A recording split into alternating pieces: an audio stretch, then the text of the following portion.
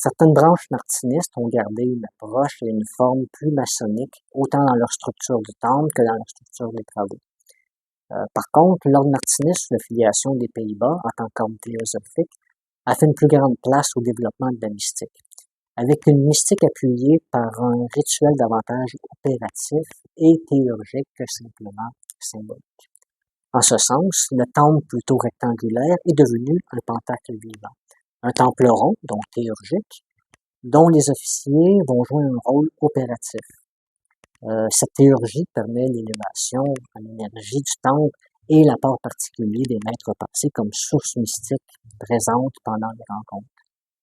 Notre premier degré, celui d'associé de Saint-Martin, est l'équivalent des loges bleues maçonniques qui représentent les degrés symboliques où le mental est davantage présent pour la compréhension.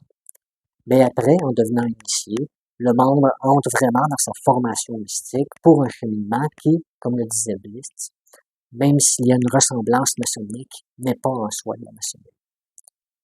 Pour moi, comme certaines branches martinistes, faire de la franc-maçonnerie avec des sujets martinistes n'est pas du martinisme.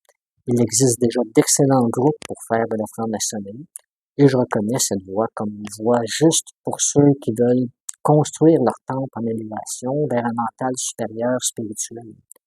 Mais si vous voulez développer l'intuition spirituelle par la voie du cœur, le martinisme est davantage cette voie. En particulier, le martinisme sous l'affiliation des Pays-Bas, qui est plus mystique et théurgique que les autres, tout comme étaient les deux maîtres de Saint-Martin, Bonne par sa mystique et Pasquali par sa théologie.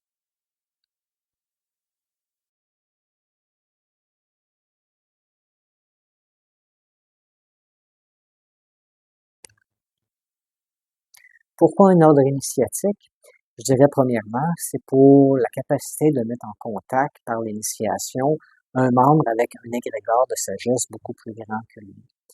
Ça va permettre aussi d'étudier la symbolique des choses, qui est le langage de l'âme, et de mettre en pratique une théurgie réelle et opérative. J'ajouterais que l'utilité de l'ordre initiatique va aussi être de partager ensemble des études, des compréhensions, sans que celles-ci tombent aux mains de personnes qui pourraient peut-être les utiliser en mal dans la vie. Et si j'ajoutais une dernière, bien sûr, au-delà de notre évolution personnelle, l'ordre va servir au travail et à l'évolution de l'humanité.